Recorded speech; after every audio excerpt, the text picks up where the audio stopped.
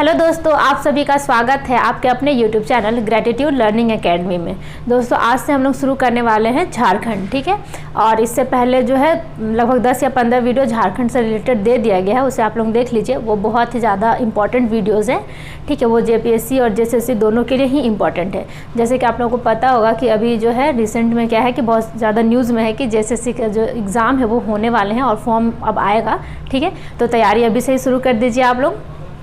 देखिए जो भी जनरल सब्जेक्ट जो आप लोग पढ़ रहे हैं स्टैटिक का, वो तो आप लोग को पढ़ना ही है, लेकिन साथ ही साथ क्या है, झारखंड आप लोग को बहुत ही अच्छे तरीके से पढ़ना है, क्योंकि लगभग 30 से 40 क्वेश्चन जो है वो आपका झारखंड से ही रहेगा, ठीक है।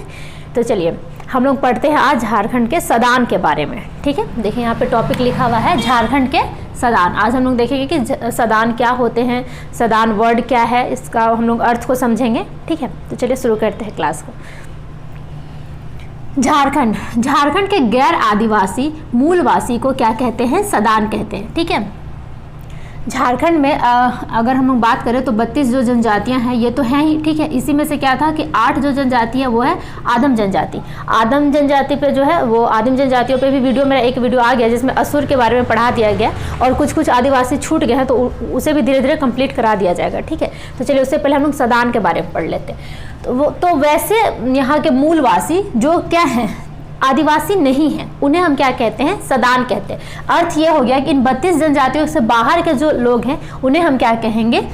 झारखंड के सदान कहेंगे, ठीक है दोस्तों। सदान का अर्थ बस एक सिंपल लाइन में याद रख लीजिए कि वैसा मूलवासी का अर्थ हो गया जो यहीं पे रह रहे हैं, ठीक है। वर्तमान प्राचीन समय से लेकर अभी तक क्या करें, वो यहीं पे रह रहे हैं, झारखंड में ही निवास करें। तो वैसे मूलवासी जो कि आदिवासी नहीं है उसे ही हम लोग क्या कहते हैं? सदान कहते हैं, ठीक है। और इनकी जनसंख्या जो है वो झारखंड में कितनी है? तो कुल जनसंख्या की 60% जनसंख्या जो है दोस्तों वो है सदानों की, ठीक है।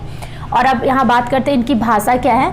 तो देखिए इनकी जो भाषा है वो सदानी या फिर सादरी है, ठीक है। और इस सदानी और सादरी भाषा के अंतर्गत कौन कौन सा भाषा आ जाता है? तो खोरठा भाषा, ठीक है, नागपुरी भाषा, पचपरगनिया भाषा और करमाली भाषा, ये सभी भाषाएं जो है वो सदान और सादरी भाषा के अंतर्गत आ जाते हैं, ठीक है। सदान जो है ये इन्हीं भाषाओं को क्या करते हैं? बोलते हैं, इन्हीं भाषाओं में ये बात करते हैं, ठीक है। चलिए, और इनका मुख्य पेशा क्या है? तो कृषि है, ठीक है। इनका मुख्य पेशा कृषि है। ये इस बार के जो जेपीएससी का एग्जाम था उसमें ये सवाल पूछा गया था कि सदानों के मुख्य पेशा क्या है। तो सदानों के मुख्य पेशा क्या है? कृषि है, ठीक है। और ये भोजन में क्या खाते हैं? तो देखिए ये भोजन में मेनली चावल, मक्का, मड़ुआ और दलहन का प्रयोग करते हैं, ठीक है। अब बात करते हैं इनके समाज के बारे में कि जो सदान है इनके समाज कैसे हैं। देखिए आदिवासियों के जो मुख्यतः जो समाज होते हैं वो उनमें मातृसत्तात्मक होते हैं, लेकिन सदान के जो समाज होते हैं वो कैसा होता है? पितृसत्तात्मक होता है। अर्थात जो घर का जो मुखिया होता है वो कौन होते हैं? पिता होते हैं, ठीक है। चलिए, और धार्मिक दृष्टि से अगर बात करें तो धार्मिक दृष्टि से सदान क्या है? हिंदू हैं। और अगर प्रजातीय दृष्टि से बात करें तो ये आर्य हैं, ठीक है दोस्तों। चलिए अब आगे बढ़ते हैं। अब हम लोग देखते हैं जातिगत दृष्टि से। जातिगत दृष्टि से सदान को 2 भागों में बांट सकते हैं। सबसे पहला हम लोग भाग देखते हैं जो केवल झारखंड में निवास करते हैं, ठीक है। जैसे बड़ाइक, देशावली, प्रामाणिक, भुइयां, पान, रोतिया, धानु, गुड़ाइत, पाइक, तांत्रिक और ये बहुत सारे हैं, ठीक है। तो ये केवल क्या है? झारखंड में निवास करते हैं, ठीक है। इसके साथ ही अब हम देखते हैं जो झारखंड के अलावा किसी दूसरे जगह में भी पाए जाते हैं, ठीक है। जैसे ब्राह्मण, राजपूत, भूमिहार, माली, कुम्हार। देखिए दोस्तों यहाँ पे ब्राह्मण, राजपूत और भूमिहार लिखा गया है। देखिए जब हम लोग वैदिक सभ्यता पढ़ते हैं तो उनमें आप पढ़े होंगे 4 जाति के बारे में पढ़े होंगे। सबसे पहले क्या पढ़े आप लोग? ब्राह्मण, ठीक है। दूसरा क्षत्रिय, वैश्य और शूद्र, ठीक है। तो ये हम लोग पढ़े हैं, ठीक है। तो इसमें आप देख लीजिए कि इनमें अगर हम लोग बात करें सदान, तो सदान में ब्राह्मण, राजपूत, भूमिहार, माली, कुम्हार ये सभी आ जाते हैं। ये कहाँ पे निवास करते हैं? तो झारखंड के साथ साथ दूसरे जगहों में भी ये पाए जाते हैं, ठीक है। चलिए, और देखिए यहाँ पे एक बात था, जो आदिवासी लोग थे, ठीक है, जो आदिवासी लोग थे वो बाहरी लोगों को क्या कहकर बुलाते थे, तो दीकू कह के बुलाते थे। ठीक है, ये वर्ड आप लोग याद कर लेंगे। देखिए जो आदिवासी लोग थे वो बाहरी लोगों को क्या कह के बुलाते थे, दीकू। तो यहाँ पे समझने वाला बात यह है कि जब अंग्रेज यहाँ पे आए थे झारखंड में, तो यहाँ के जो आदिवासी लोग थे वो उन्हें भी क्या कहकर बुलाते थे, दीकू कहकर बुलाते थे। और इस बात से अंग्रेज इतना चिढ़े हुए थे कि उन्होंने क्या कर दिया कि जो आदिवासी लोग थे उन्हें छोड़कर बाद बाकी जो यहाँ के मूल निवासी लोग थे, जैसे सदान लोग को ही, सदानों को ही क्या कहने लगे, अंग्रेज इन्हें क्या कहने लगे, दीकू कहने लगे, ताकि क्या हो कि आदिवासी लोग जो है वो अंग्रेजों के साथ साथ इन्हें भी क्या समझे कि ये भी क्या है, बाहरी हैं, ये यहाँ के नहीं हैं। ठीक है, तो इसे आप लोग याद कर लीजिएगा कि अंग्रेजों ने भी किन्हें दीकू कहा था, तो सदानों को दीकू कहा था, जबकि आदिवासियों ने दीकू किन्हें कहा था, तो अंग्रेजों को कहा था। ठीक है, अंग्रेजों को कहा था, इससे आप लोग याद रखेंगे। चलिए उसके बाद आगे बढ़ते हैं, हम लोग देखते हैं यहाँ सदानों के देवी देवता और धार्मिक रिलेटेड कुछ बातों को यहाँ पे समझ लेते हैं। ठीक है, देखिए सदानों पर जो है वो जैन धर्म का प्रभाव देखने को मिलता है। ठीक है, जैन धर्म आप लोग प्राचीन भारत में पढ़े होंगे, अगर नहीं पढ़े तो इसके बारे में पढ़ा दिया जाएगा। ठीक है, देखिए जैन धर्म का इन पर प्रभाव देखने को मिलता है सदानों के ऊपर। ठीक है, जैन धर्म का प्रभाव देखने को मिलता है, उसे हम लोग कैसे समझ सकते हैं कि यहाँ पे जैन धर्म का प्रभाव देखने को मिलता है। तो देखिए ये जो सदान है ये सूर्यास्त के पश्चात जो है वो भोजन का ग्रहण नहीं करते। जब सूर्य का जब अस्त हो जाता है तो उसके बाद ये क्या करते हैं, भोजन ग्रहण नहीं करते हैं। ठीक है दोस्तों, चलिए और अगर देखें तो ये कुछ हिंदू देवी देवता है जिनका ये पूजा करते हैं, जैसे शिव, ठीक है, सूर्य और मनसा देवी है। ठीक है, तो इनके ये क्या करते हैं, पूजा करते हैं। ठीक है, इनके ये उपासक होते हैं। चलिए और हिंदू देवी देवता के साथ साथ ही ये क्या करते हैं, इनके अपने कुछ कुल देवी देवता भी होते हैं जिनके ये पूजा करते हैं। ठीक है दोस्तों, चलिए यहाँ पे हम लोग देख लें कि हिंदू देवी देवता के साथ साथ क्या करते हैं, ये कुल देवी देवता की भी पूजा करते हैं। ठीक है,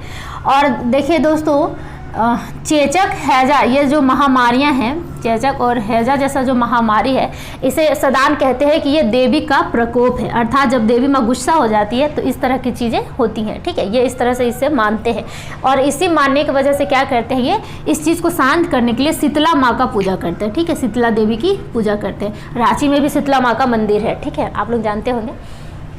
चलिए अब हम लोग देखते हैं कि इनकी शारीरिक संरचना कैसी होती है, सदानों की शारीरिक संरचना कैसी होती है। तो देखिए जैसे कि हम लोग जब आदिवासी के बारे में पढ़ते हैं तो उससे हम लोग अलग अलग बांट के पढ़ते हैं कि आदिवासियों में जो शारीरिक संरचना वह होती है जो प्रोटोस्टोलॉइड की जैसी होती है या फिर मंगोलॉइड होती है। तो इनमें क्या होता है कि इनकी जो शरीर की जो संरचना होती है वो आर्य, द्रविड़ और ऑस्ट्रिक इन तीनों के जैसी होती है। ठीक है, चलिए और ये परंपरागत वस्त्र धारण करते जैसे धोती, कुर्ता, गमछा।